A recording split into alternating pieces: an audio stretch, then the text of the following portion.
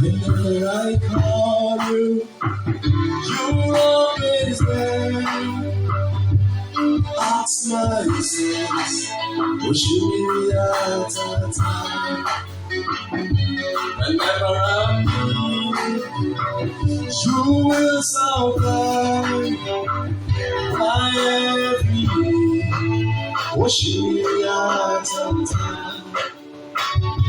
Whenever I'm broken, you there to heal. Ask my healing.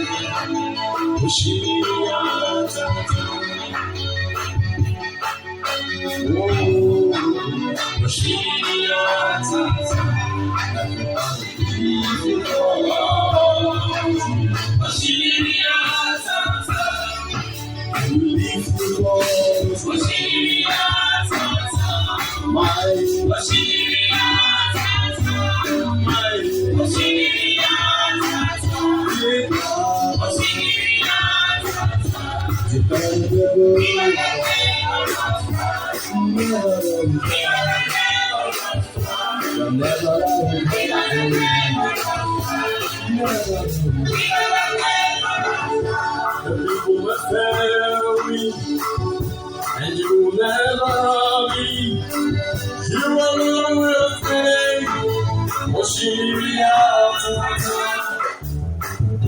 The doctors may be good and say it's all over.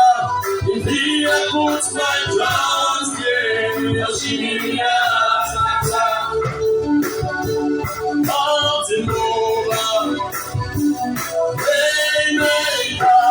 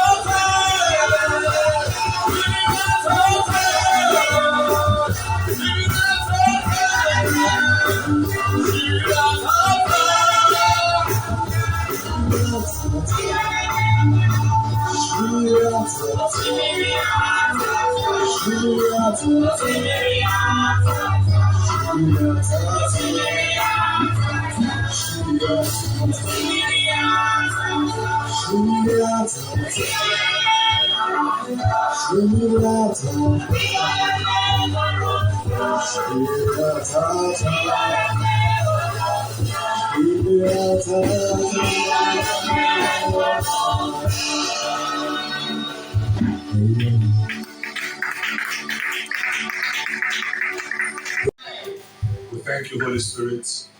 Welcome you again to this place that you will bless us and heal us and minister to us your word. We are ready to receive from you.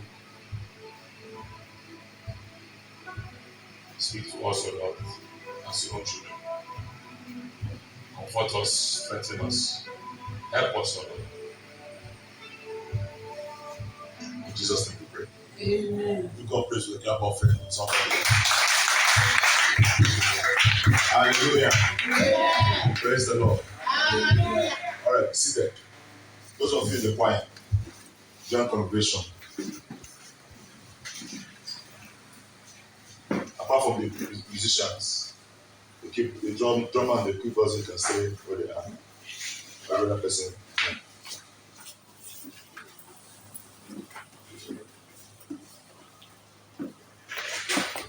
Praise the Lord. I want to thank God for the servant of God that is here and is doing the work which God has called him to do, and that work will never end in Jesus' name. Amen. I usually am very skeptical about accepting invitations from people I don't know. Of course, that should be a normal thing. In a normal, everybody's like that. You want to know more about them, know what they're doing. Make sure that you are in the same agreement, in alignment. Whether we are preaching the same thing, have the same principles we live by. And so I was praying whether I should come. So but then I got the green lights. I should go. And I know that the same God who said I should come here will do something here before we end this weekend in Jesus' name. Praise the Lord. Hallelujah. My name is Pastor Morgan Nancy. Apart from other things, I'm a discipleship consultant. And I worked in this area, even though I have a local church. I've worked in that discipleship for a long time now, almost 9 years now. And it came because God began to show me that if we are not making disciples, we are wasting our time. Disciples are the children of the ministry, the ones who own the ministry, the ones who you can rate whether a ministry has a future by how many disciples they have there. So the whole purpose of church, which is what Jesus said before he left, he said in Matthew 28, verse 18, go and make disciples, verse 19, go and make disciples of all nations. Praise the Lord. So it doesn't matter the number of people you have. If you don't have disciples, you have.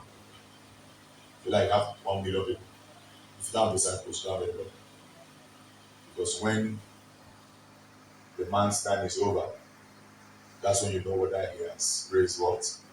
Disciples are like spiritual children of the ministry. Just like they have biological children they have in family. When father and mother have finished their work, their time is up and they want to die, the family doesn't have to shut down because they have what? They have children who will carry on the legacy of the man and the woman. Is that not so? So that's how disciples are in the ministry.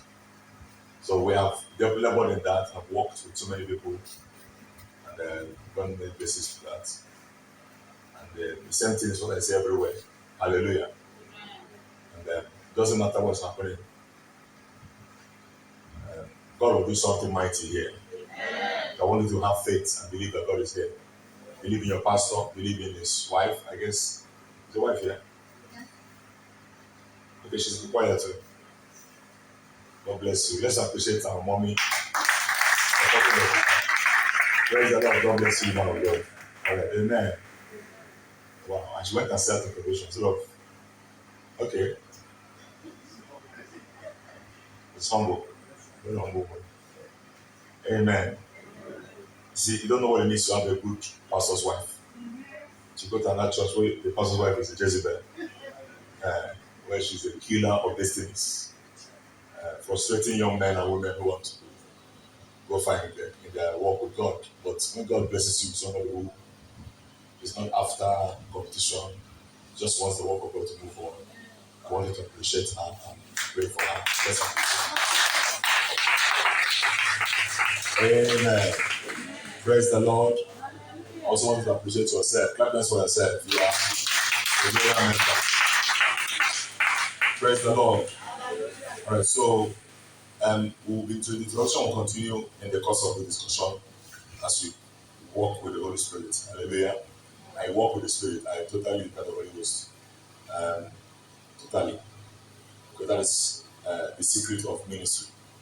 Trusting and depending on the Holy Spirit. Hallelujah. He will never lead you astray. And he will never miss your way when you follow him. Okay. Let's discuss the first issue, which is why we're here, on the subject of discipleship. So the topic we're going to write is discipleship. Let's go to Matthew 28. Let's see where we get our authority from. The scriptures is our authority. What is authority? Where you get your backing. Matthew 28. Let's see verse 18. From verse 18. Let's see from verse 18. 1, 2, ready, go. And Jesus came and spake unto them. What Jesus come to tell them? All what? Authority. All authority in heaven and where? Has given to me. Tell somebody, Jesus has all authority. Jesus has all authority. In heaven and on earth. Amen. Amen. That should encourage you. That this thing we are doing has the backing of all authority. Praise the Lord. I just finished a crusade somewhere last week. What we do, we combine discipleship program with crusade. So we do crusade for the community, and then we gather everybody for discipleship to bring the churches together and disciple them. What we have seen is that God is behind the message. Hallelujah. He will confirm it with miracles, signs, and if you want to see the power of God, obey the mandate of God. If you follow the mandate of God, you see the power of God. Not normally. It says all authority is here. That means this thing you're looking for, all the power you're looking for is at the back of this thing I'm about to say next. So if you want to enjoy all power, all authority, this is what you must do. What is that? Go ye where, therefore, and teach what? All nations. Another version says, go and make what? Disciples of all what? So the purpose of evangelism is discipleship. The purpose of what? Is what? The job is not complete until the person has become what? A disciple. The purpose of evangelism is discipleship. Not to bring them to church. Not to buy them Coke. You don't owe anybody anything. You don't owe anybody Coke or Fanta or Sprite or any person that you have to give money to come to church does not belong to God. Any person you have to entertain, God did not give you that person. People God has given you will follow you. Will follow you, whether you are right or wrong. Whether you are a nice person or a rough person, they will still follow you. Elijah was a very, very mean person. Yet Elisha said, I will never leave you. Because once you find your purpose in that man, am I talking to anybody here? You find this is where God has locked your destiny. The devil will do everything to point you to the forks around. But you know what you came for. Hallelujah. Amen. Praise the Lord in the house. You know what you came for. You know what you're coming to seek.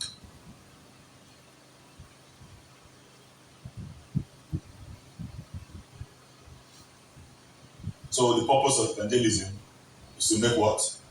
Disciples of all nations. Who's a disciple? Disciple is a follower. Now, the church actually is supposed to be where disciples are made.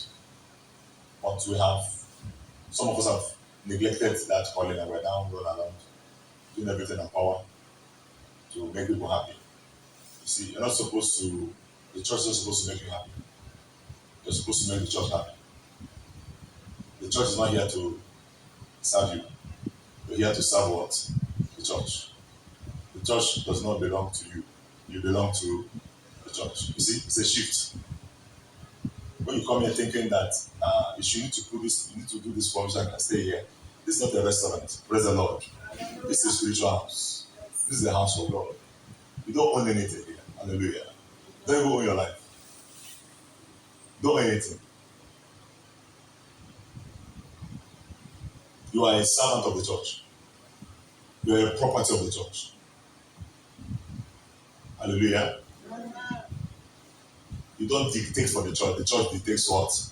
For you, yes. You have become a part of the church, which is the body of who?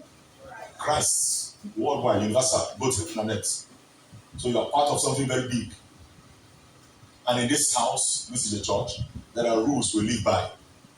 There are things we do, there are things we don't do, there are things we say, and there are things we don't say. There's how to behave in the house of God. Come on, praise the Lord in the house. So when you understand that, it helps you to understand why you're here. You're here because you have been redeemed from the world so you can become a vessel God can use to make a difference out there. You're not supposed to keep staying year after year, waiting to be fed. A time comes, you move from being fed to now feeding people. You move from, being taken care of to now taking care of what? And you move from calling somebody father to somebody not calling you what? Father or mother. So a time comes when you move from being a student to now become what? A teacher. God has hopes for you. God has a work for you. God has a destiny for you. Praise the Lord now. So the church is not a social gathering where you go, let me go and do so that can give me food to eat. That's not our job here. Our job is to help you find your destiny, become your full potential, and then step into your divine purpose and fulfill it. You are created for something. Come to someone and say you're created for something. Come on, look at that person. You're created for something. What makes a church is not the number of people in the church. It's the quality of people in the church. Like he said. Am I talking now? It's not having 100 members. It's your 10. What is important is what do you teach the number you have? Because if 5 people are well taught, 5 can become 5,000. When God created heaven and earth, he didn't have everybody, just have one man. He created one man. God did not create 2 human beings. He didn't create woman. He formed woman. To create means to take out of nothing. Is that not so? To create means to bring into existence something that did not what?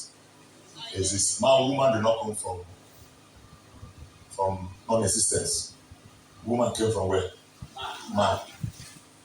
So to create woman or to form woman, he made the man to sleep and took one of his bones from a finished product. Praise the Lord now. He formed the woman and brought the woman to the man. So the woman came from to tell us that everything you're looking for is already where? Inside you. Help me tell what everybody you're looking for. Everyone you're looking for. All our people are inside us. You want to, so the key now is how do we get them to give birth? How do I get 5 to give birth to 10? How do I get 10 to give birth to 15? Church growth is not by addition. Church growth is by multiplication. And what is multiplication? When the members come of age and start producing their own children. How does the natural family grow? If natural family grows, when the man gives birth to 5 children, maybe 3 boys, 2 girls, and they grow and they now go and become married. Is that also? And they have their own children. What's happening to the family? It's growing. It's growing because the children are growing. When the children start growing, the church begins to what? The church grows when you grow. The pastor has an extent he can go. He's one man. Hallelujah. And when I arrived in Oka, he was the one that received me. He's the one that took me to the hotel. He's the one that took me up to my room. He was the one that also brought my food, which is a total error, a big sin, a horrible thing, and you must apologize before I finish. That kind of nonsense must never happen again in your history in the name of Jesus Christ. When you allow your father to do your job, you bring a curse on your destiny. It's not his job to bring my food.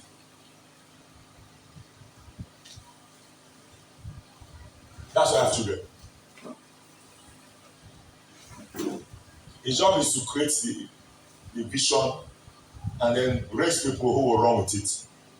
He has a limited job. The apostle said, we shall not distract ourselves with serving table. What the apostle said in Acts chapter 6 verse 4? Rather, we shall give ourselves what? Please, when you invite somebody like me, be careful. I have a very sharp sword. And I'm not afraid of any of you. Praise the Lord in the house. Can't do anything. that will tell you the truth, that will help you. Acts chapter 6 verse 4. Go there now. What's the job of the pastor? It's not even the job of the pastor to do the work of the ministry. I will shock you now. It's not his job. His job is to raise those who do it. The work of the ministry is your job. That's your job. It's your job. It's your job to grow your church. If your church is not growing, it's not the pastor we are looking to, you are looking at. Hallelujah. Maybe you should have invited me, maybe invite me next year when you are not mature enough to understand when a prophet is speaking to you. Are you there? Acts chapter 6 verse 4. Are you there? We read verse 4. 1, 2, ready, go. No, go to verse 3.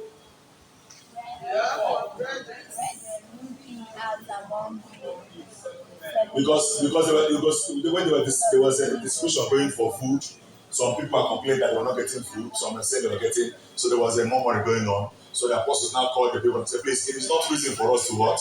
Go to verse 2. It is not reason for us. The people have called all the people and said, it's not right for us for what? To leave what? To neglect what? The word of God. In order to serve what? So the job of the pastor is what? To focus on the word of God. That's his job.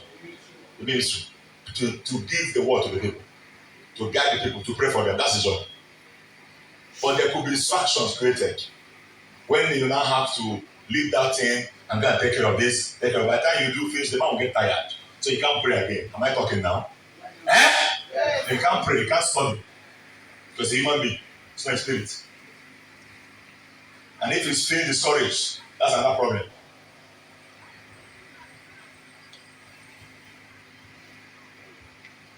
Carry on. Verse. Is that verse 2 you just finished reading? Verse 3, give me verse 3. Therefore what? Brethren, choose from among yourselves. Not to the neighbor say, choose from among yourselves. Let's come together and choose among who will handle these matters. So that the pastors can be free to do their. Carry on. 7 men with good reputation. Go ahead. Full of the Spirit and wisdom. Who we may put in charge of this time. So somebody has to do what? In charge of the booking of the pastor who's coming, the booking, the arrangements, everyone's in charge. Put them in charge so that the man of God can free himself and welcome his guests. I'm sure this is just probably nobody's fault today, and I'm not blaming him. I'm just using that to teach. Is that okay? All right, praise the Lord.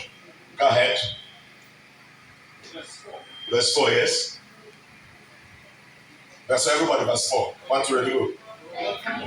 So while you are choosing for yourself 7 men that can take care of this other business, but we shall what? Give ourselves what? Continually to us.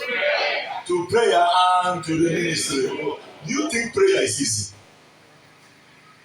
Think prayer is when you pray 30 minutes and pray. I mean, prayer means a life of prayer.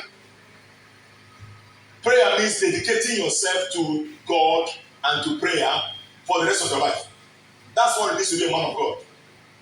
A man of God who does not pray is not a man of God. So to make him a man of God, you must allow him to what? To pray. Where will he get what God is saying to tell you if he does not pray? Where will he get the next direction of the ministry if he does not pray? Where will he be able to know when the enemy is trying to take one of you or take somebody's soul if you're not what? How did Jesus know that Satan wanted to collect Peter? He said to Peter, Simon, Simon, Satan has what? Desire to have you that he may sift you like wheat. As when you come out of this one, you will not survive. But I have prayed for you that your faith fail not. So because he had a shepherd in Jesus, the enemy's plan did what? Failed. That's the job of the shepherd. The Bible says in the way Jesus was born, he said, why shepherds watch their flocks when? By night. Sometimes the flock is sleeping. The shepherd is what? Is watching. The Bible says, obey them that have rule. Go to Hebrews chapter 13. Let me show you verse 17. Hebrews chapter 13 verse 17. It says there that as those who will give account. So the pastor will give account of every soul. God will not come directly to ask you any question. Go to your pastor and ask him. When you start misbehaving, guess who God will rebuke? Not you, but your pastor. When Saul began to mess up, who did God complain to? Talk to me now. He didn't talk to Saul. He said to Samuel, this man you brought, I regret choosing this useless man. Now Samuel was now begging. So who will beg God on your behalf? But if he's not free to pray, how can he beg God? When disaster now wants to come and there's no person to intercede, he said, I sought for a man, not men. Man. One man can avert danger in your family. One man. A sword is coming to hit someone in the family, he rises up and he averts it. Just like he told Abraham, how can I hide from Abraham, my friend, the thing which I want to do in Sodom and Gomorrah? The cry of the nation has come to me, and I am going to see the side of it, whether it is true. Abraham knew what that meant. That if God went there, nobody will survive. He said, but wait, if you're going, what if you find that there are 50 persons there? He said, I will not destroy the places there's 50. He said, but what if as you're going, 50 now become 45, maybe someone backsliding. If I find 45, I will not destroy. What if they're now 40? If I find 40, what about 30? 20? 10? Abraham started calculating, at least surely there must be up to 10 disciples there. At least, now counted Lot, his wife, his 2 daughters, his in-laws, and maybe some souls they want. So Abraham stopped at 10. And God went on. And when they went, they did see up to what? 10. Because the agreement was what? 10. And disaster came to the land. But Saul, Lot was saved because of Abraham. Your pastor is not just a pastor, it's a spiritual covering over your life. Not something you play with. Can you hear what I'm saying? Hebrews 13, let's go to verse 17. Verse 17. Hebrews 13. Wait, where you said there's no 17? I think I said 10 minutes. Carry on. You're a daughter of God. Carry on. Obey what? Huh? Yes. They watch over what? Your pastor watches over. So don't play with the person who watches over your soul. Can I talk?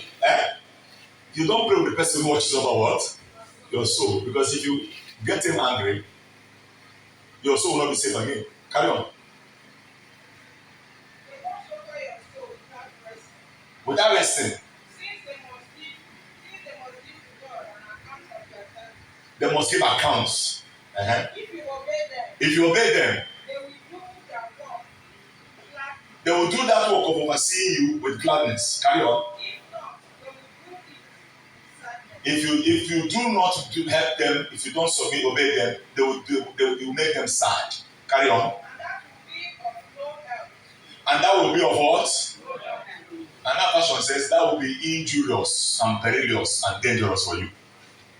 When your pastor, your spiritual overseer, is not happy with you, it will not go well with you. That's what it means there. And what is that thing that determines whether it's going to be happy with you or not? Can we say my obedience? One more time. One more time, somebody here. So the church is a house. It's the house of God. This is the house of God. This is not anybody's house. This is where God's name has been called. So when I come here, I forget everything I have. I derobe myself of whatever family name I have, whatever arrogance and pride I have. I drop it out and I come in here with the spirit of humility and service. That God, what you want me to do, I will what? And then when you submit to your pastor, who have you submitted to? To God. It was Samuel that told Saul to go and kill everybody. Is that not so? Prophet Samuel. But when Saul disobeyed, what did Samuel now say? Because of rejected the word of what? God. So when you reject the word of the pastor, you've rejected what? When they gave to Apostle Peter, Apostle Paul, in the book of Philippians, he said, I've received from you the things that came from the Epaphroditus, an offering, getting a sacrifice of a good order that, acceptable unto who? God. So they gave to a man, but who collected it? God. So when I'm giving to a man of God, what am I giving to? Do you get that now? When I'm obeying my pastor, who am I obeying? When I'm honoring my pastor, who am I honoring? The man lied to Apostle Peter. His name was Ananias. He said, how much did you sell the land? I said, I sold it for 2 million. but he sold it for 10 million. He said, why the land was in your hand? It wasn't not within your power to sell it 10 million and tell me, Pastor, I sold it 10 million, but I can only give what? 2 million. Is it not your land? Why has Satan filled your heart to do what? To lie against the Holy Spirit. So when you lie against the man of God, who did you lie against?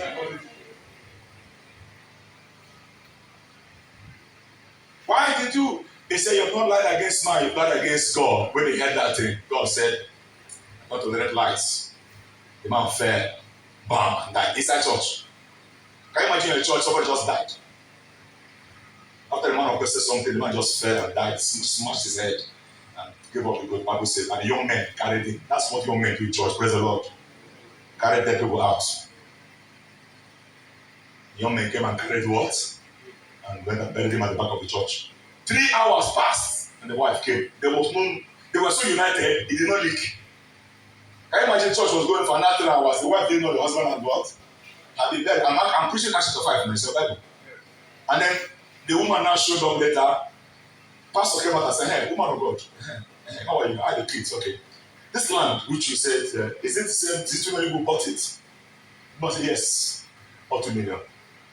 He said, the feet of those who bury your husband are standing by the door, and they will carry you after your back. And she fell, bam, and carried her and buried her next to her husband. And there was fear. Would you like to go to that kind of church? That was the early church. That was the church. That's the pattern early church that we're all going back to now. He says, he's going to restore back the tabernacle of David that is fallen. That is, there shall be a restoration of the former order church before Christ comes.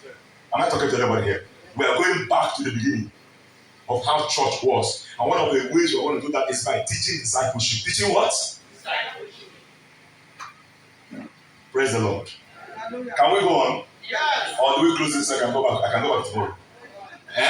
Can you handle this 2 days? Yes. Say, Father Lord, I submit myself to the school of discipleship. I surrender myself. I yield myself to you.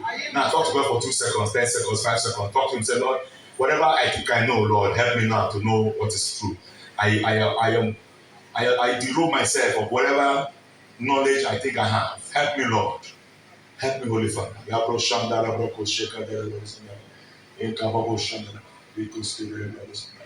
In Jesus' name. One day on Saturday, after I finished praying, I was praying and then I slept off. You know, sometimes when you pray and sleep, that's not ordinary sleep. I don't mean you are sleeping and then you are struggling with sleep. I mean you pray and then a sleep comes on you. That could be a vision. That could be what? Or a trance. So in that vision, I saw one of my men who was talking to some people who were talking, and the next thing he started bleeding through his nose, through his mouth, his eyes, and then he started fidgeting and he fell down and he died. And then I saw him, I said, So I woke up. So I went to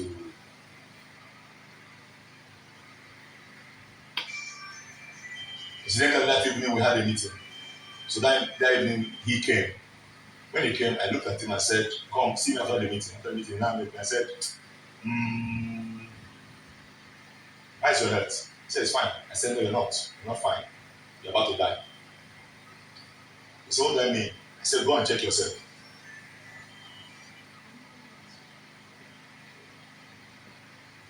And they went to check himself. And they saw that his blood pressure had exploded. But the doctor shouted and said, how did you walk to this place? You're not living here. So he forcefully admitted him so they can bring him. He said if he had stayed another 1 hour, he would have died. He would have just died. Hallelujah.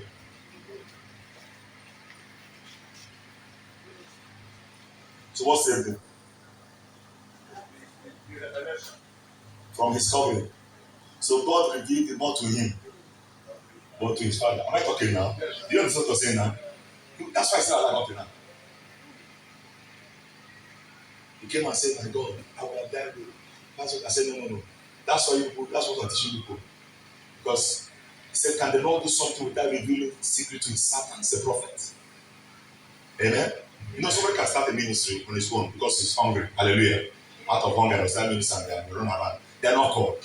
But there are those who are what? They have specific mandates given to them by God. And sometimes you may not like them. You may not like the way they talk. Because they're not interested in pleasing you. A real man of God is not talking to suit your ego. He's not interested in your ego. He will tell you the truth the way it is. You either take it or what. That's the real man of God. Man of God doesn't care about whether you like him or not. When you are preaching to be liked, then you are a fake man of God. If you have a minister here, a pastor, who tells you the word of God as it is, take him seriously. Because that's one of the provisions for your longevity. Are you hearing what I'm saying? He says, honor your fathers and mother and father in the Lord, that your days may be what? In the land which God has given you. Many have died because they disobeyed prophetic authority. He says, believe the Lord your God, so shall you be what? Established. Believe his prophets. Not your prophets. So there is your prophet, the one you chose to be your pastor. And there is his prophets, the one he chose for you. He said to the disciples, you did not choose me, I chose you and ordained you. So you don't choose your father. It has been chosen for you. Hallelujah. Amen. Some of you, if they asked you to choose your father, you wouldn't have been born in the family you were born into. True or false, somebody here. One people say cha. But it's not given to you to choose. Some people like to be born in America. True or false? I have a white father. But I mean, all this stress. If they told you which family do you want, you enter Bill Gates family, won't you? They said Bill Gates looking for a daughter. Do you want to go? There's also your father. This your father now. He's also looking for a daughter. Which one will you go? Let's face facts. You go to where you know that someone will not be beating by day and night. Hallelujah. You don't choose these things. It's what? It's chosen. You can get up from this church and go to another church because you think church is not the same church. It's not the same church. You can't just choose your father. It has been chosen. Now, what you do is to help him, build the house. It is your house. It is your church. It is your family. And whatever is going to become is in your hand. There is no greater church than your church. There is no bigger man of God in Nigeria than your pastor. Accept it. They are great because the people believed in them. They are great because the people came out and supported them. Am I talking to anybody here? They are great because their people celebrated them.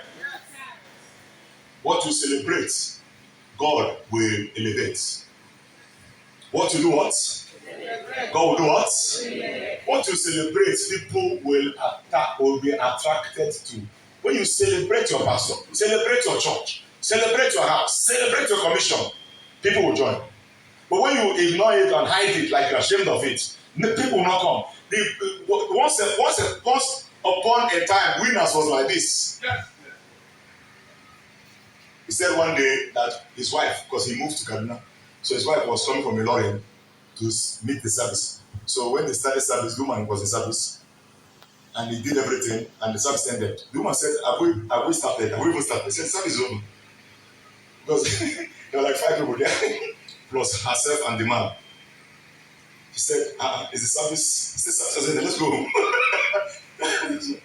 She couldn't believe, praise the Lord.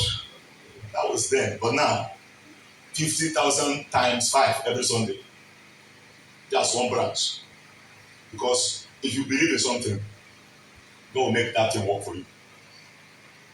Believe in your prophet. Believe in your ministry. Believe in what God has put in your hands. And know that it is where you leave it that it will be left. No other person is coming anywhere to help your church. It is you people that will do it. If I push this thing to this place, it will remain here for the next 1 year unless somebody else what comes to adjust it. This thing will be like this for 10 years. Until another person. Is that not so? So the way you leave it is the way it will be. We want you to be the most happening church in Oka. You can make it so. The Bible says that the apostles, the disciples magnified the apostles, and people ran to the church. In Acts chapter 5, it says they magnified the apostles, and multitudes ran. So what you magnify causes people to what? It's what you celebrate. People say, what's happening? Even TV Joshua was not celebrated by people. Say what you like. Praise the Lord. Somebody believed in him and took it up. That even white people left their country and came here. You can have the key, the anointing to cure cancer. If people don't believe in that anointing, it won't make any difference. He says, believe your prophet. And so shall you what? Prosper. Believe in your prophet. Believe in his prophet. And so shall you what? Prosper. So your prosperity is not in the hand of God. Your prosperity is in the hand of your pastor. If he says you are going, you are going. If he says you will rise, you will rise. It is what he says that God endorses. He told the disciples, whatever sins you forgive shall be what? You don't know the power of the apostle. The apostle can forgive your sin. The apostle can also not forgive your sin. Whatever sins you forgive shall be what? Forgiven. The ones you say shall not be forgiven. Even I can forgive it. It's in your Bible.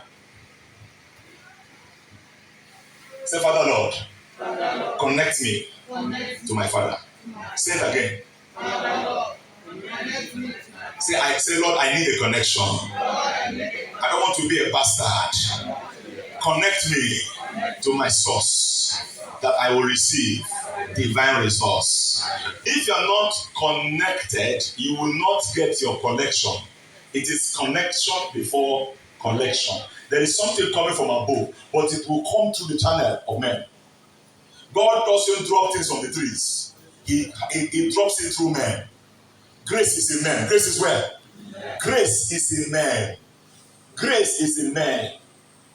Every man you see has a peculiar grace on his life. Am I talking to anybody now? There's a grace on him that others don't have. That's why he's different from the other person. He said he has given unto us gifts, peculiar gifts, according to the grace given to us. So my grace is not the grace he has. We all have diverse what? Grace. Everybody has own grace. But it is the grace you acknowledge that will respond to you. I see something rising from this house that will shake the nations. Your amen is not strong. I see God raising an army from this house that will shake the world. In the name of Jesus. Say, Lord, count me in. Come on. Say, Lord, count me in. Lord, count me in. Lord, count me in what you are doing here. I'm part of it. Thank you, Father. I connect myself. Any son you cannot rebuke is a bastard. Any daughter that cannot be corrected is a spiritual.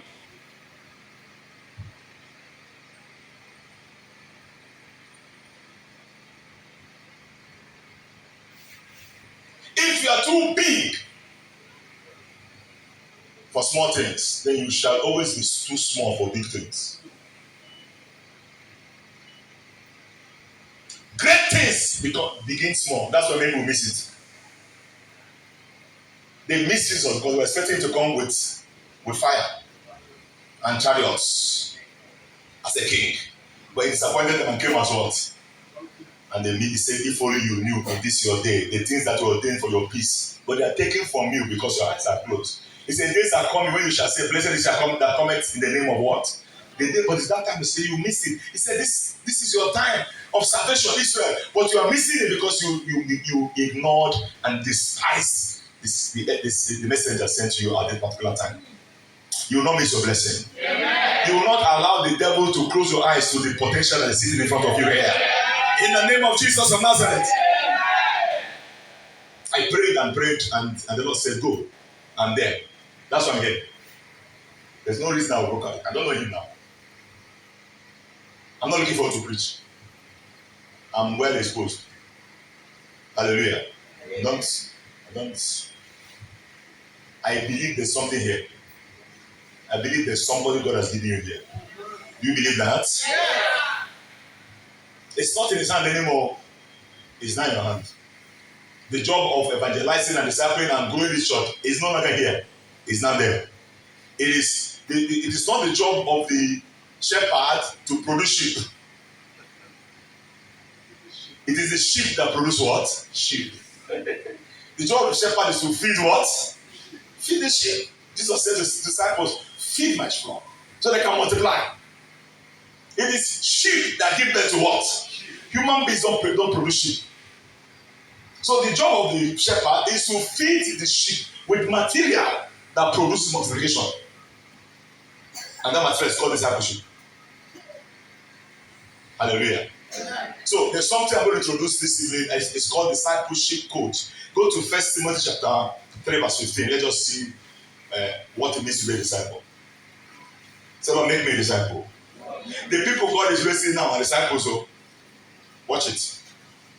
It says, he that is a disciple today shall become a master what? Tomorrow. Jesus said it is enough for the disciple that he become like his what? Master. So the future master is today's what? Disciple. Who's a disciple? Disciple is just a follower, a student of something higher. If you want to be a doctor, you have to be a disciple of what? Doctors. Discipleship in can you just wake up and start your hospital? They will lock you up now. You go to the school of medical discipleship called what? Medical school. And the result of going to that school produces what? Doctors. Talk to me now. Do you become a lawyer because you like arguing? How do you become a lawyer? You go to what? Law school, and they train you and make you what? So those people in law school are called disciples of what? Of law. Who are the future lawyers. Do you get that now? So every aspect of life has discipleship except the church. So people just come to church and tomorrow they want to become great. No. The pathway to greatness is discipleship. He said, he that serves me tomorrow shall become a master. Am I talking now? So if you want to be great in the kingdom, you must first be the least of all. You must agree to be nothing if you want to be somebody. Can I say that again? You must agree to be what? Until you become nothing, God can make anything. Write it down somewhere. Until you become what? Nothing, God cannot make you anything. Your family name is not going to take you anywhere. It doesn't raise the dead. I cannot carry your family name and make the cripple to walk. In the name of Okoro Okafo, walk. Is that going to happen? No. Your family name has nothing. It's dead. There's no salvation in your family name. Say, for there's no other name given under heaven by which a man shall be saved, except the name of who? Jesus. Come on, praise the Lord in the house. Hallelujah.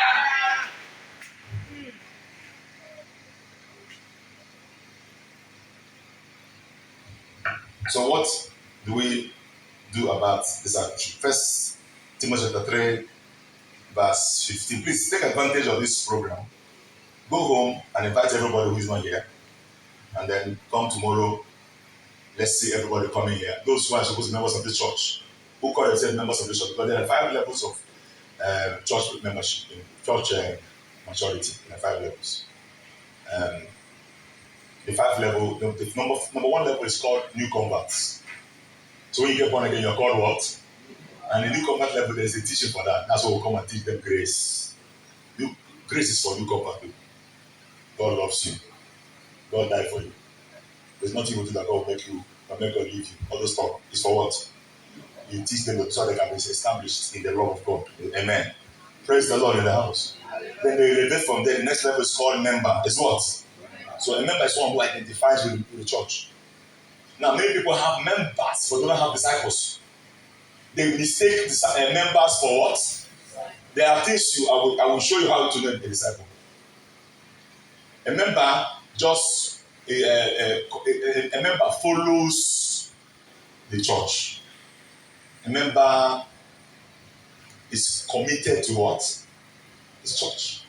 And it's good to have members. We need what? Members who identify as owners of the church. Praise the Lord.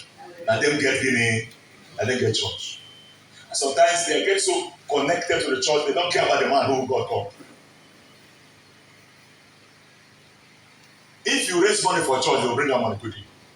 Because that money will profit them. Also, let us buy keyboards so they can play. So all of you will enjoy it. They bring money. But bring that money, let's do Pastor's Day for our pastor. They start saying, that pastor self. They start buying things like boxer, singlets, so you can go and join dancing group. Maybe handkerchief, to white handkerchief. That's the kind of thing they buy for pastor. They don't really care about it. They don't understand that without the man, there's no ministry. Can I say that again? That's what? The ministry is what? Is a man. This is the ministry. One to thing I said, this is the ministry. The ministry is not these chairs and this pulpit. All these things came out of him. If he did not say to Jesus, here I am, send me, are we going to be here today? I'm asking somebody the question now. If we did not, I said, Lord, here I am, use me. If he said, no, I'm busy, I'm a businessman, I don't have time, would we be here to be? Have you been blessed by this ministry? Some people are not answering more. Has it been a blessing to some of you here? To all of you here? Alright, praise the Lord. But what if it shows not to obey God? Will God kill him? No. There are many people who are still living in rebellion and alive, and they'll be alive for 100 years. So God will not kill him. But we are here because so this is the ministry. You know, TV Joshua just died. See what you like about him. There are two schools who have, that's not my purpose here. Hallelujah. I just want to use him as a test case. He died. You know that whole movement has ended. It has ended now. They are saying whether it's the wife that will take over or those, what they call wise men. It doesn't matter now. One thing is sure. It will no longer be as, it cannot be as, the steam has reduced. People start looking for somewhere else for the same thing. That's what happens when the man dies. Papa Adeboye's son died. He's not the head of the ministry. But the ministry is still what? Unshaken. Nothing's happening. But if that thing happened to the man, God forbid. When Jesus died, what happened to the ministry? The sheep scattered. They came to Christ and said, show us the work of God that we may do it. He said, believe in the one whom God has called. I am the work of God. Believe in what? This is the work of God. This is what? You want to do the work of God? Come to him and ask him what to do. Anything you do in this church without going through him is called rebellion. Yes, he has said, this is what I want you to do. You are saying you're doing this because you think you're here from God. If you think you're here from God, that's not your ministry. This is the work of God. The man, not the pulpit, not the keyboard, not the amp, not the structure, not the church. The ministry is the man. I was there when Archbishop Blessing the house that died. That's my spiritual father. Hallelujah. Died, suddenly. Suddenly, of course. CGM is still running, but it's not like before. It was the number one church. Before all these winners began to rise up, the number one church in the whole world, that was Church of God what? Mission Incorporated. That was our church. But the man died in 1998. And then the woman was now installed as the leader, and all those bishops left. And then the power reduced more. People are still going there. Am I talking now? But it cannot be like, because the man of God is what? Is the ministry. The man of God is what? David went to fight as an old man, and as the giants began to close in to kill him, his men came. I will show you that scripture tomorrow. He said, do not fight anymore, our father. Amen? Lest you put out the light of what? Israel. Rather go and what? Go and sit down and let us fight the fight for you. Because if anything happens to any of us, the house will still stand. If somebody died this morning, my nephew, my wife's brother lost his third son early hours of this morning by 2 a.m. Was 9 years old. He had been on oxygen. He had a problem. Now the boy has died. Will the family close down? If they like, they can have what? And that one, I'm not sure. It's a boy again. But if it was a man that died, you see the difference between a child and a father? They said to David, if we die, the unction is still available. It will raise other people. But if the unction carrier dies, it's over. That's why when they went to fight the Amalekites, Moses sent Joshua to go and fight. What did Joshua go and do? Joshua go and what? Fight the Amalekites. What did they like? What was the job of Moses? To go to the mountain and raised his what? Hand. Bible says, as long as Ezekiel chapter 17, as long as the hand of Moses was up, Israel kept winning. So the key is, how do we keep the hand of Moses up so we keep winning the battles of life? The Bible says at a point his hand became heavy because he's a man, and the hand came down. And as the hand came down, the Americans began to kill them. And Moses put his hand up again, and the thing turned again. So they saw where the secret was. So they now called Aaron and Hur to hold the hand of what? So that when his hand gets tired, these hands can hold him.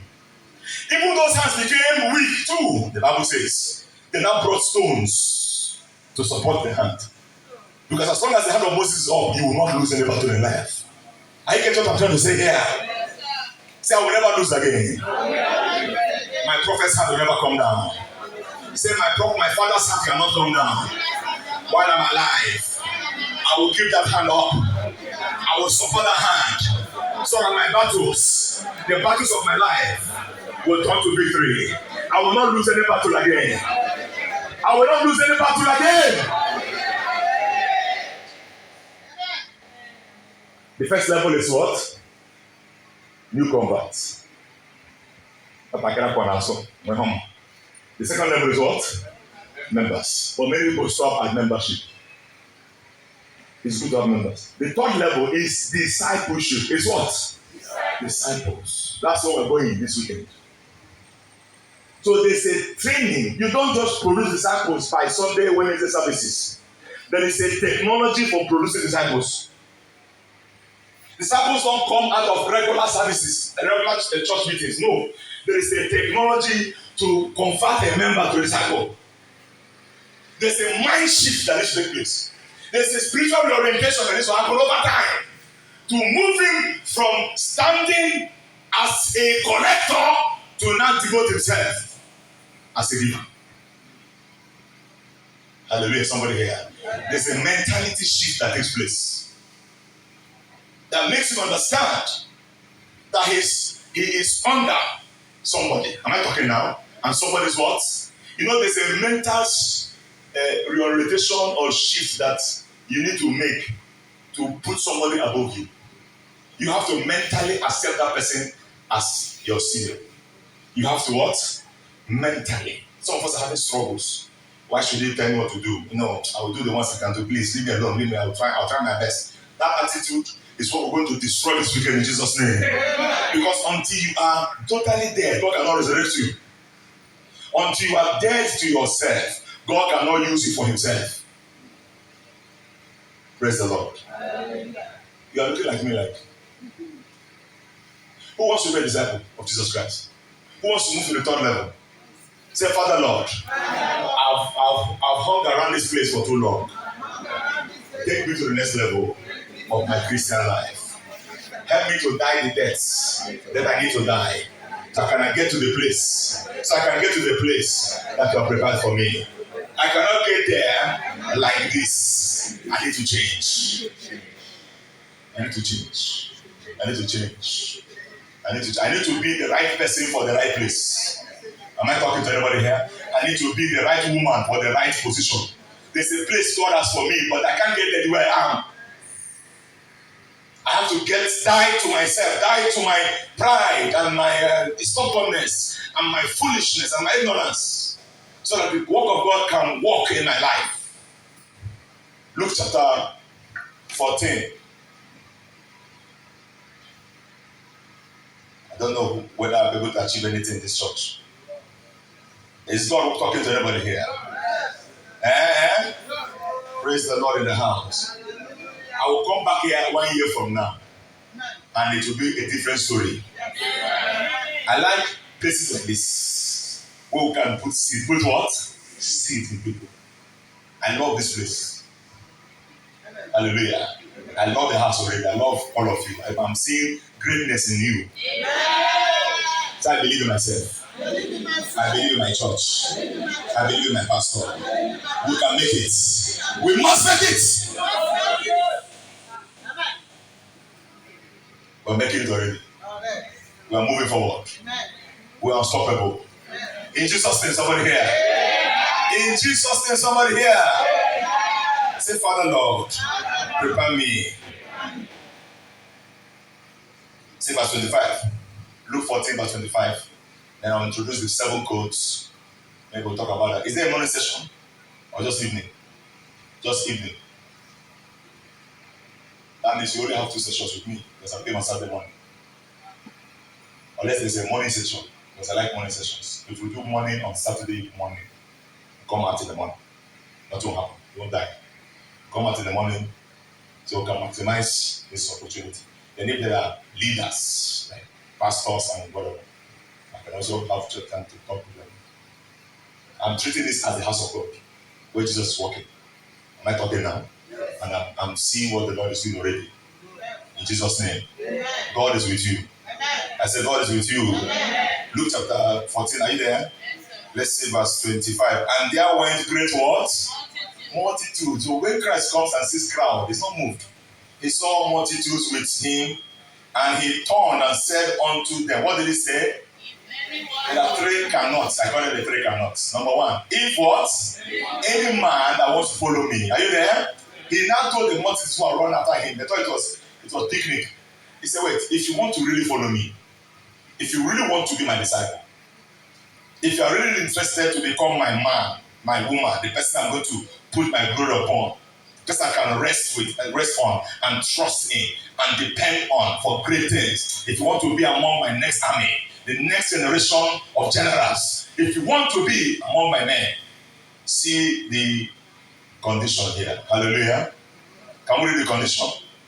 If any man come to me and hates not what?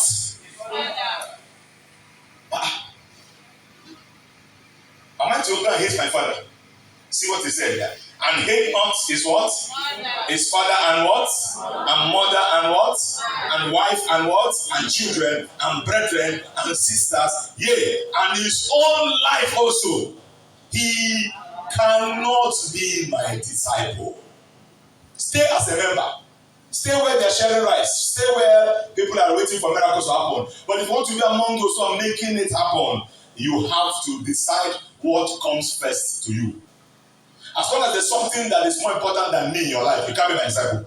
Because discipleship will make a demand on you you might not like. Talk to me, somebody here now. Am I here?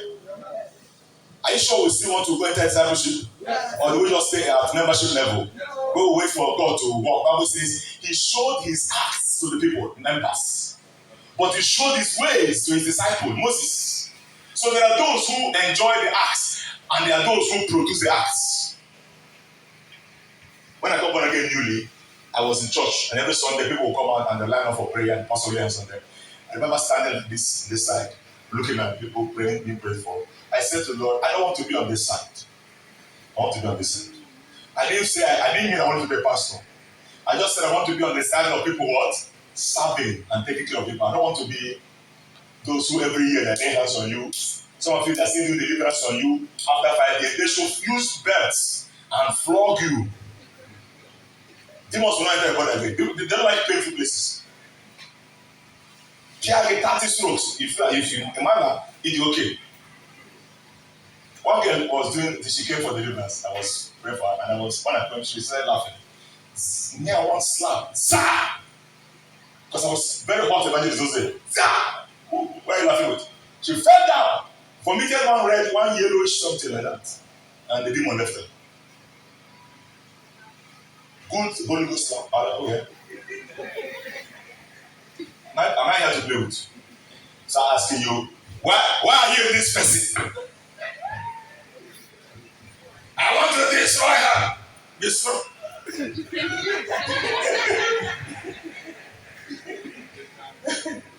Jesus carried cane and entered the church. Did you say in your Bible? And there's some people that need what? Jesus came. Flog the demon out of them. The Bible says foolishness is born in their child, but the rod of correction will drive it out. So that there is deliverance through Cain. After 3 years, they are still laying hands on you to cast out what from you after 3 years. When you ought to be the one, cast out devils out there.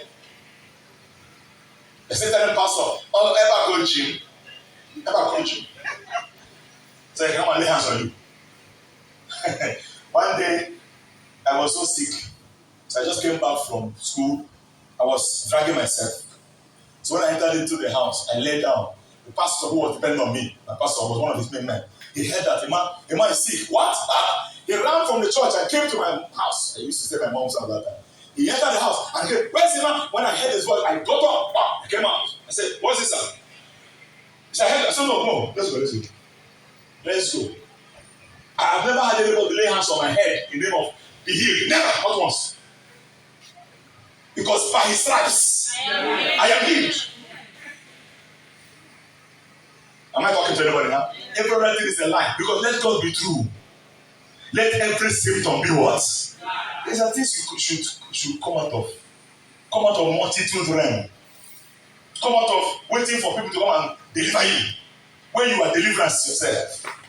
For out of Zion shall come forth saviors. Say, I'm a deliverer. Say, come and say, I'm a deliverer. Rising from here, from this mountain, I shall deliver nations. I shall deliver nations. It says, he that will follow me must determine which is more what? Which is more important. The pastor is asking you to come and do something, and your family is saying to do another thing. Who comes first? He said, he that will not hate his father. The word hate does not mean hate. It means to love less. To love what? Yes. That's why he came to Peter. He said to Peter, do you love? Because one of the covenants of discipleship is love for God. Come on, say love for God. You can't go further than your love for God. You can't go further than your love for God. You can't. Where your love for God stops, where your greatness stops. You didn't hear what I said. You heard me say. Where your love for God stops is where your destiny stops. Whatever you can't give to God, God can give to you. What you can't do for God, God can do for you. What has following Jesus cost you? That's what God owes you. Salvation is free, but greatness has a price. All of us will go to heaven, but not all of us will see the same seat. Mama Shakara. Are we still together? Yes. He says, if a man will not, one man came to him and said, I heard we are going for crusade. Yes. He said, first, that's why I'm not annoyed Jesus. First, let me go and bury my father. Then I will join you on the second day. He said, follow me. Let what? The dead bury in dead. What kind of savior is that? Let the dead. Because when you start getting close to him, he starts putting things putting his hand on certain things in your life to know whether he's really your master. Yes, he knows he's your savior, but is he your master? He knows he's your savior, but is he your Lord? Because if it's your Lord, that means he's your owner. It means that he comes what? First. Can you give him first place? Is it possible? Is it possible? I'm asking somebody here. Can Jesus become more important than anything in your life? I don't think so. I think we should go home. Is it possible that you can make Jesus the most important thing in your life? More than your mother, more than your father, more than your wife, more than your husband, more than your children, more than your very life. It says, if a man can't do that, he cannot. Not will not it will be hard for him. Cannot. A man cannot be pregnant. Not that is it hard for a man to be pregnant, or is it impossible? There is something can be hard, and somebody can be what? Impossible. Can you build a house in thin air? Just you run on. And when we find it wasn't in because that is what can. That's what cannot means. That means he that does not love him above everything cannot. Because discipleship will make a demand on you. It will force you to positions where you have to choose between God and yourself. He tested Abraham to know whether Abraham was a disciple. He said to Abraham one night, he said, take now thy son, whom you waited for 25 years, thy only son, the one whom thou lovest, and bring him to me, an offering. And Abraham said, and carried the boy whom he loved.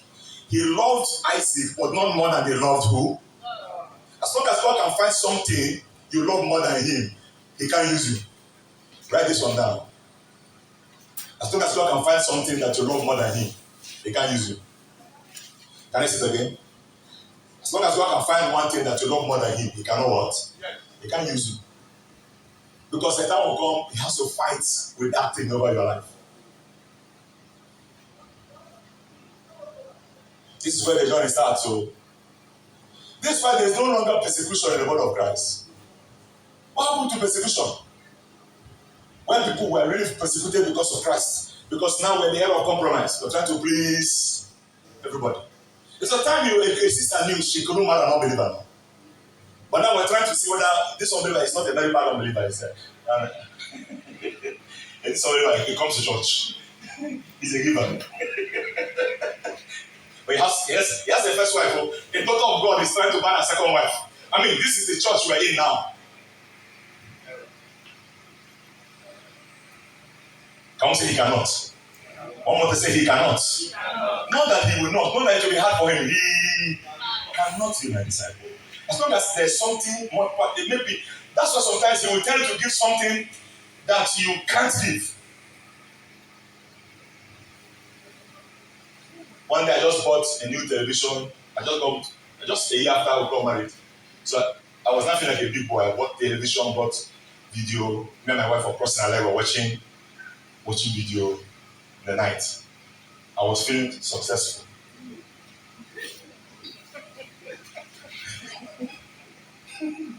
The Lord said to me, this is the last time you watch this video. Because by 5 a.m. tomorrow morning, you're going to put it, you're going to pack it and send it to the so person that lives on that street there. I looked at my wife, she was enjoying the movie. I felt sorry for her. I said, okay, Lord, done. The next morning, that night I packed it. Next morning I woke up, called somebody. Before 6:00, I left my house to the guy. First nearly collapsed. Praise the Lord. We wasn't expecting it. Amen. Now, God, of course, God can never owe you. Amen. You cannot give more than God. Who are you? But he will test you first. He will do what? Somebody is about to be tested. You will not fail your test. Amen. Sometimes it could be a class between you and your pastor over something you want to do. And then everything in you is telling you to do this. And then the Lord is telling you, obey your father. Sometimes it's in marriage. And many people have lost their destiny in marriage because of who they want to marry.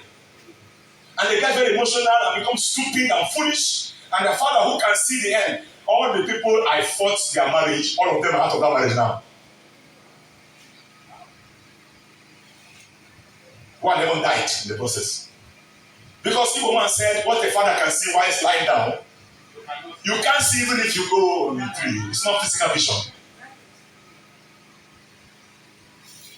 Can you be controlled? Can you be told what to do?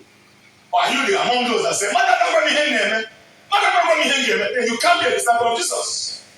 Because one man can call you you're not humble until a man can control you. It's not, am I talking to anybody here? It's not, it says humble yourself under the mighty hand of God. But before then, he said, let the younger submit himself to the elder. Let's finish this story so we can go. It's almost time. How many minutes do I have? Do I close now? 10 minutes. Okay. Praise the Lord. Can we take 10 minutes of me? Because I know you are tired of me. I've not started, you're already tired. I've not started though. I came with 9. You're going to be free after this weekend. You will fly to your heights. In the name of Jesus Christ. Your season of greatness has started. You will do great things. You will become great. The world will celebrate your coming. In the name of Jesus of Nazareth. Jesus said, except a corn of wheat fall to the ground and die, it abideth alone.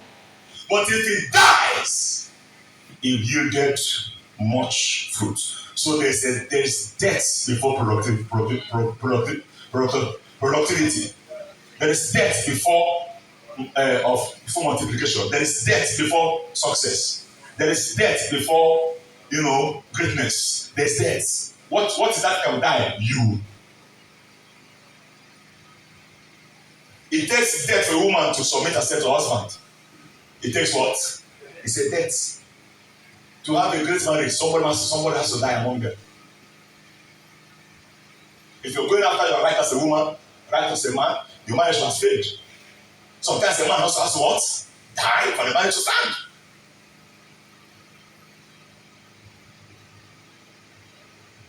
Let's finish up this story. If any man come to me, he must first what? Hate what? And does not hate, he say he cannot be mine. Say he cannot be. That's Jesus talking. That's Jesus talking. Verse 27. And whosoever does not bear his what? Cross and come after me. There's a cross you must carry. Say everybody here has the cross. So don't bother me with your cross because I'm already carrying what? My own cross.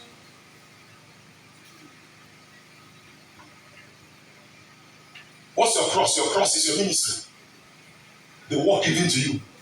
Your area of sacrifice where you have to die for the kingdom. That area that only you can occupy. That's your cross. Take it. Don't drop it for me to carry my own and then put my own on your own. I will die under it.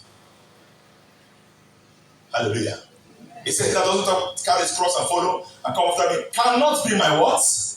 He now says something. For which of you intended to build a tower? Are you there? Eh? Go ahead. Seated not down first and counted what? And counted what? Tell somebody count the cost before you follow. Count what? It will cost you. It will cost you everything. Ask any man of God. It's a life of costs every day. Every day you just keep. Paul said, I die daily. Every day there's something else I have to give up. I also have to give up this one. I have to give up. Just keep giving up so that the glory of God can increase in you. Because until you decrease, he can't increase.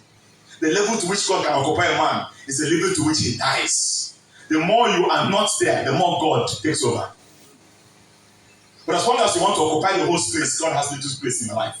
And that's how you also will receive little of God. Hallelujah. Greatness is rising in this church. Say, Father Lord, I give up my will. I give up my own way. I turn my back on my agenda, my ambition. I let it all go so that your glory can shine through my life. I surrender myself to you. Come and use me. Come and use me. If there are 5 disciples in this church, you will shake Oka. 5. If I can get just 5 who will make this transition, you will shake the city. 2 men turned the city upside down, 2 disciples. When they came in, the disciples are soldiers. Can we say soldiers? A disciple is what? It's a soldier. You know, in the normal situation of any country, there are those called civilians and there are those who call military soldiers. Am I talking now? The lifestyle of a civilian is not the same thing as what? A soldier has a different way he lives. First of all, they don't live with civilians. Have you ever seen a neighbor who's an army man in a civilian quarter? Talk to me now. They don't live around. Do they live around you? Do they live with you? Where do they stay? They stay in the barracks. 2, they are disciplined. 3, they obey order. Hey, somebody told me, one of my boys driving, he said that when he was in command primary school, army command primary school, he was in that school. They were so regimented, disciplined. They will check your nail, check your shoe, check your hair, check you must look neat. Your that's primary school. They are not in army, but it's called command army. He said one day a student opened his mouth and said, "The president doesn't know what he's doing." He was removed from the school. Small boy, the president doesn't know what he's doing. He was removed from the school. That's army. You don't talk anyhow in army. Army, they are trained this way. You can't just talk anyhow. There are conversations a disciple can never be involved in. I'm not talking to anybody here. You can't get him to talk about a pastor. You can't see him joining forces to tear down man of God. Not a disciple. They don't do that. They are loyal. They understand authority. May God put you in this divine formation so that your life can have meaning. Am I talking to anybody here? Don't you want your life to have meaning? Don't you want to live a worthwhile life? A life of productivity, a life of power, a life of greatness, a life where heaven and earth is touching and men are rising. But you have to die. You have to pass the common test of coming to church, whether you feel like it or not. It's not about my feelings anymore. It's about the fact that my commander-in-chief has what? Ordered it. They say, if they tell an army man to shoot his village, he will shoot his village. That's okay. Why am I saying that? There are Igbos in that they are shooting. They are zombie. Obey the last order. They are trained to obey. That's why they're not civilians. That's why they're always angry. I'm taking here. Money to me. You won't need to tell people the money to me. Your children will rise up and say, your grandchildren say, Papa, can you hear it take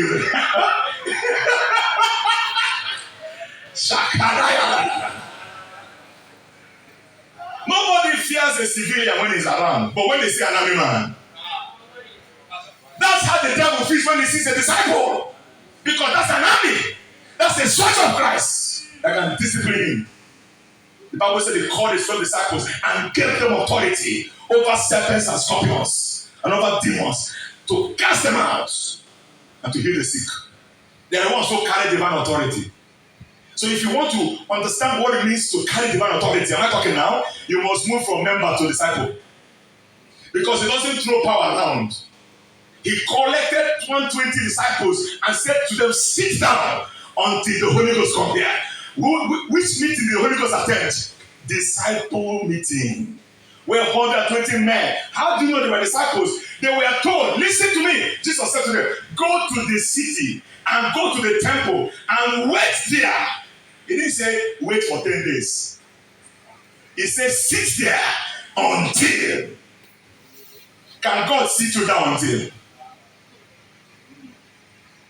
Sit there until you are clothed with power from on high. And they went to their place and did what? And sat down there.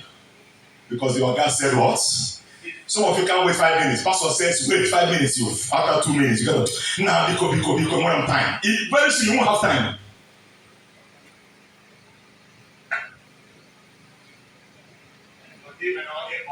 Yes. You can walk away from a church but not away from spiritual authority. Spiritual authority, if that man is your father, what he says will follow you away. Sat there. Day 1, nothing. Day 2, nothing. Day 3, nothing. They said, we'll be here. He said until. It is us that know it was 10 days though. Because we counted it. But they didn't know it was 10 days.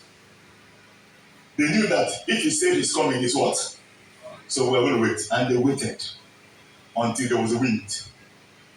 And the place was filled. If there was no disciple, if those people were just ordinary people, what would they do?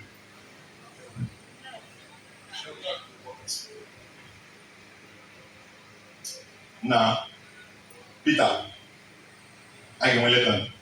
I said, to go wherever my people. And when we just actually just phone there will be so many things people will say. But they all cancel all their engagements. Can God cancel your plan? I'm asking some people now, actually, disciple. That's why I said, sit down, can't what? Let's close here. Mala Soto Santa. Say, Lord, make me a soldier in your army. I give up my self-will. Whatever I think I know, come and run my life. Come and run my life. Oh Lord. Come and run my life, Jesus. Come and run my life. Who do you want God to run your life? Say, Lord, come and run my life. I can't run it anymore. Come and take control of my life. Come and take over. Come. I give up everything, Lord, to you.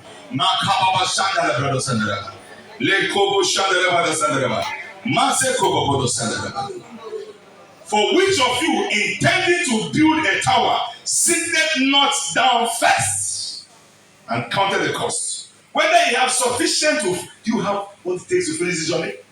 It says, does he have sufficient to finish it? See verse 29. Lest happily, after he had laid the foundation and is not able to finish it, all that behold it begin to mock him. So when you start something with God and you don't finish it, you enter into what? Mockery.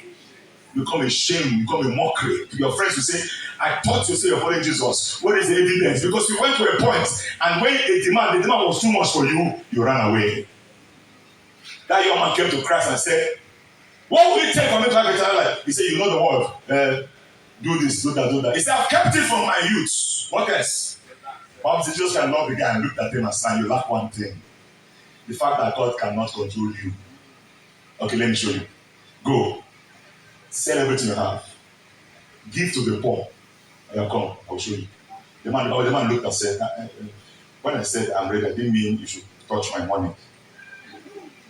Don't touch my family. Jesus. Let's two of us be talking outside here. Leave my wife, leave my money, leave my children, leave my car. And I said, I don't want you now. It's either I'm Lord of all or not Lord at all. When he comes into your house, he will not sit in your parlor. He will take over the house. Or he will leave. You can't confine Jesus to your room. He must take over everything. So are you ready? Can you really do it? Are you ready for this next level? Yeah. People are already paying the price. Mighty people are rising. Children, this last day, you will see that you are not too young for God. You're not too young. David at 17 was killing giants. 17 years! Because he had died to himself. Hallelujah, somebody. Oh, what a safe service. But are you happy you came? Yes. All of you must bring at least 5 persons tomorrow. 5. Go and walk. Now walk. And what? Use your phone. Walk. Call your friend. Tell them it's not a church program. It's a discipleship program. And there's going to be a point the anointing will come down. The anointing usually follows this kind of meetings. Where people begin to rise into another level of the spirit. Am I talking to anybody here? Great things are about to happen in your life. Say with me, I see greatness in my life. I am paying the price. I'm paying the price. I'm moving to the next level. I'm letting go of myself, my ego, my pride, my stubbornness. Some of you are here. You have been stubborn all your life. What have you gained from it? You have been right all your life, but your life is not right. You have walked away from many opportunities that God would have lifted you. You got to a point, and others who went ahead of you are now enjoying. And you're seeing yourself stuck at the same level. Because when you came to that river, you could not cross it. It was too much to give up for God. It was too much to give up for God. Your anger, your pride, your foolishness, your stubbornness. You said, no, nobody tells me what to do. Well, he that is controlled by nobody shall be helped by nobody.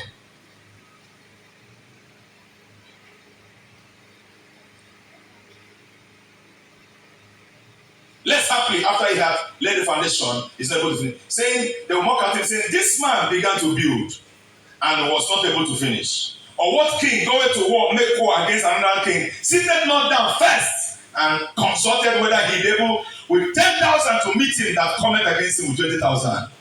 Or else, while the other is yet a great way off, he sent an embassage and desired conditions of peace. So likewise, whosoever he be of you, that forsaketh not all, can we say all that he has, he cannot be my disciple. Stand up. Cannot be my disciple. Is there anything too big for God in your life? Is there anything that God cannot control in your life? Pray to him, talk to him. Say, Lord, I hear it. Naked yourself before him and say, Lord, here I am, Lord.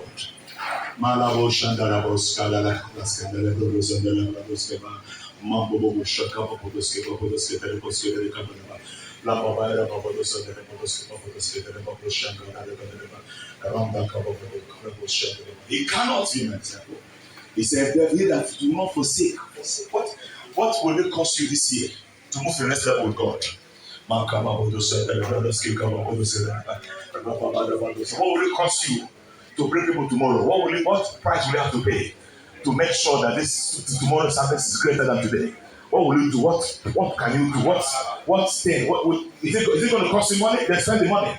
Is it going to cost you going somewhere? Then go there. What is that thing? Because nothing comes for nothing. Nothing ever happens for nothing. Anything you want, you have to pay the price for it.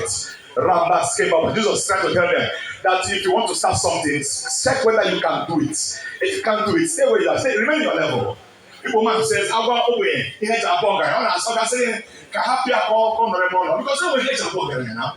That is on the human level. The same way, if you want to be great in the kingdom, there is a price you have to pay. You have to die so that the purpose of God can win in your life. You have to let go of that anger. You have to let go of those things that keep stopping you. If every time you want to move to the next level, maybe it's even the loss of the flesh. Maybe there's something that you are still struggling with up till after 10 years, you're still in that same struggle. Is it not time to work out on it and say, Father God, I want you to take me to the next level? Is it the pride of life? Loss of the flesh, loss of the eyes. What is that thing that keeps putting you in a small space? You that was destined to be a giant, you're still looking like a dwarf. This is the night to say, Lord, enough is enough. Enough is enough, oh Lord. I've come to this school. I've come to this river. I want to cross this river now. And some people, there are people you must leave behind.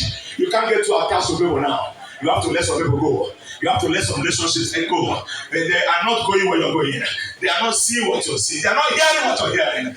They didn't hear the call that came to you. So you can't wait for them to get the call. It may take another 5 years. It may take another 10 years. And by that time, God may no longer want you. This is your time. This is your moment. This is when you are needed. This is the time to serve God. This is the time to be available to God.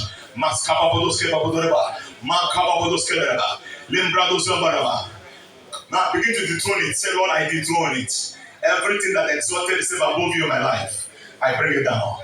Whatever it is, Lord, I submit to you now. Myself included. Come and enthrone yourself in me, Lord. Come and enthrone yourself in my life. Until the seed dies, it cannot produce anything. As long as it's trying to do its own thing. He said, he that keepeth his life shall lose it. He that loseth his life shall find it. What is that thing? Every time you want to move to concrete, it comes and scatters it. It's time to lay before the Lord and say, Lord, this is why I'm still here, and I may be here another 5 years, another 10 years. I'm tired. Is it fear? Some of you just fear. What is that thing that has limited your destiny all these years? You're going to walk out of that thing and say, Lord, here I am. Come and do what you want with me. Take me to this river. Immerse me in this river. Immerse me in this river, Lord. Do you know what a soldier goes through to become a soldier? Go and check. When they are brought in, they are called recruits. They're not called soldiers, they're called recruits. Go and see the thing. Some of them die in the process, some don't make it. The strong ones come out. The weak ones either run back home to their mommy. Some many young men. Some go to some families, they will tell you that this guy is there. They'll be calling him soldier. Why are they calling him soldier? Why is it not in the army? Because there was a place he got to. He couldn't anymore. So he ran back home. Now he's neither here nor there. He's not a mockery to his neighbors. They will say, see that boy. He wanted to be army, but he couldn't pay the price, so he ran back. Now, civilian life, no agreement. No way in civilian. No way in it. Don't let your life be stuck in the middle. You know, when it is time for a student to graduate with his colleagues and he faces exam, it's not a good thing for him, because now he has to now stay at the same level now with those who used to be his juniors and watch his age mates become his seniors, because he couldn't pay the price. There's a price to pay for the next level. That's what this man has been saying here since. Discipleship will cost you something, but that's the next level of a Christian walk. You can delay this message and go for another 5 years journey in the wilderness and waste another 10 years run around. Or will you say, Lord God, that which will happen to me happen today? He gave me a better. You want to say, I will die to myself. Come and do your will in my life. Here I am, Lord. Here I am, Lord.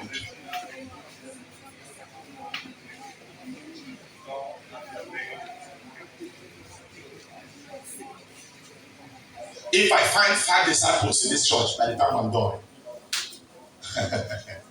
just 5. I'm looking for just 5. 5 who will do anything for God. 5 who are, when God says jump, they ask him how high. Not people when God speaks, they're saying wait, they're telling God wait. You can't tell God wait. If I can find 5 of you who can say in this church, because I'm going to harvest those 5. That's what I came to do. And I'm going to speak something over you and release you. I'll give you some instructions. This church will not be this. Your pastor will enter into another level of rest. You will not be carrying body, you will not be carrying. You will tell him, Daddy, sit down, let me take over. Let me handle this for you. You come to and say, is there anything bothering you? Tell me what is bothering you. Not to come bother him every time with needs. He's praying for you. He's also giving you money. He's praying for you. He's also helping you to find house. Is that your to go to this next level? If you are step out, let me know. Step out. Step to the altar. If you are saying, Lord, I am ready for the next level. Come out here. Oh, that's how we close today. You want to say, Lord, I'm ready for the talk to God as you're coming. Father Lord, take me to the next level of my work with you. From where I used to think it was about me to where I now realize it's about you, Lord. That I will disappear totally and that you will totally take over. We can't have this number of people on fire for God in this house. And this place is saying, no way, come on.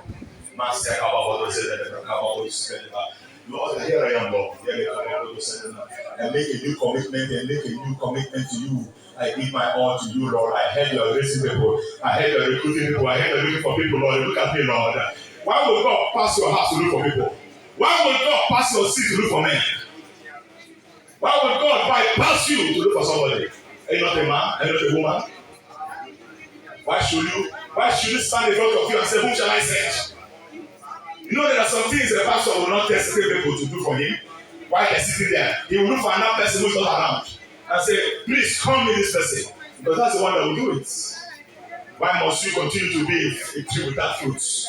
He said, did you hear when he said, every branch in him that does not bear fruit, I dissociate from him, I disconnect from him. Because there's no reason to be unfruitful. You have no reason to be unfruitful, Christian. A lot has been given to you. You are a tree yourself. You're not a branch. You're a tree yourself. Producing branches in the world. In the church you're a branch, but in the world you're a tree. He said it shall be called trees of righteousness. Trees of righteousness. In the church you're a branch of the tree. But outside the church you're a tree yourself. And men are your branches. It's time. It's time to carry real power. Not they start organizing themselves. But this one can help us. This one can spoil things. I'm ready, Lord. I'm ready, Lord. Ask God to use in this house to change the complexion of ministry here. To change the way things are done here.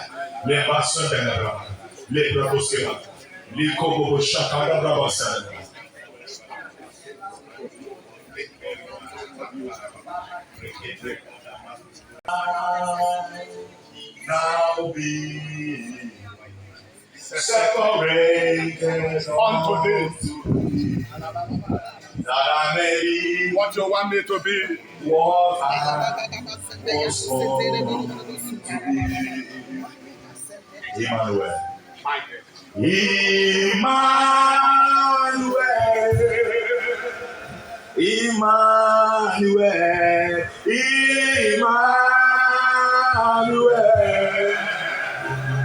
Your name is called. Your name is called. Emmanuel.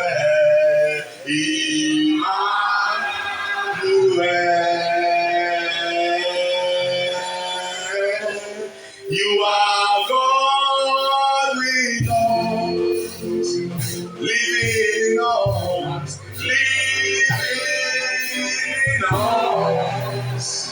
Your name is called, your name is called.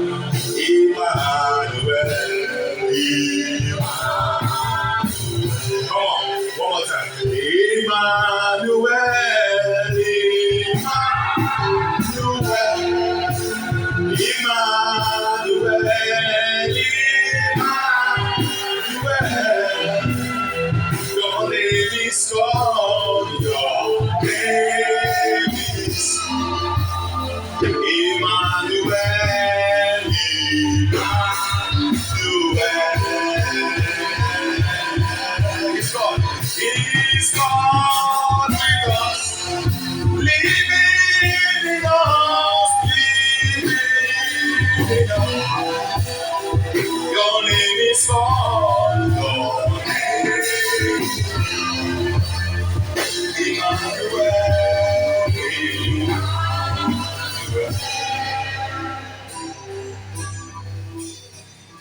Your name, Emmanuel. Your name is called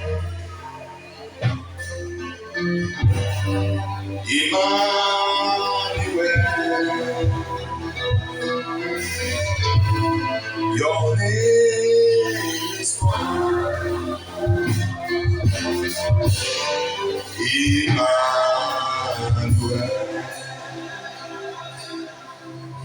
Yes, Holy Spirit. Thank you, Father. Thank you, Son. Thank you, Holy Spirit.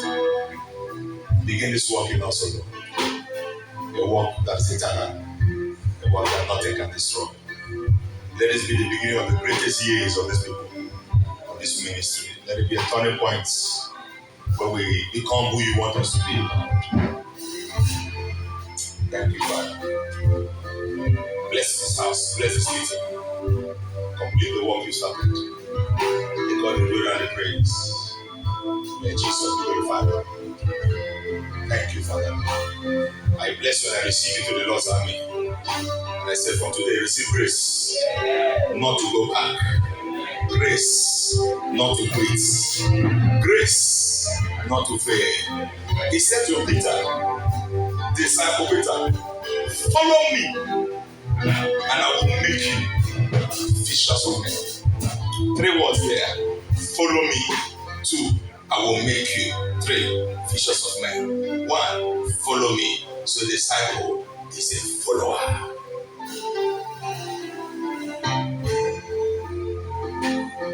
Paul said, follow me.